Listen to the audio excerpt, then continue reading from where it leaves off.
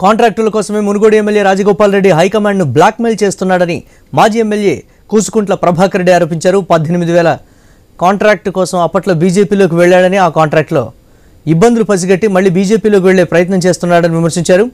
మంత్రి పదవి వస్తేనే నియోజకవర్గం అభివృద్ధి జరుగుతుందా, తాను ఎమ్మెల్యేగా ఉన్నప్పుడే అభివృద్ధి చేసి చూపించలేదా అని ప్రశ్నించారు. రాజగోపాల్ రెడ్డికి పదవి, కాంట్రాక్టుల మీద ఉన్న శ్రద్ధ నియోజకవర్గ అభివృద్ధిపై లేదని ఎద్దేవా చేశారు.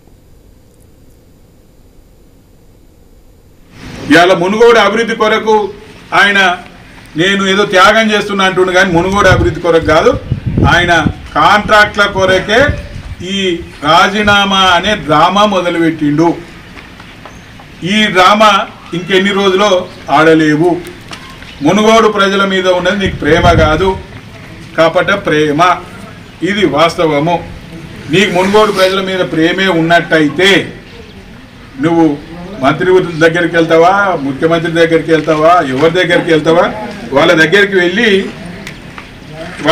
వెళ్ళి ఇక నిధులు తీసుకొచ్చి చేయగలిగితే సంతోషం. ఇవాళ మంత్రి పదవి నీకు వస్తుందంటే మేము కూడా సంతోషపడతాం.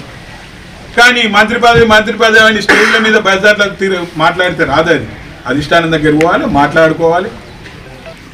ఇవాళ మునుగోడు అభివృద్ధి కొరకు ఆయన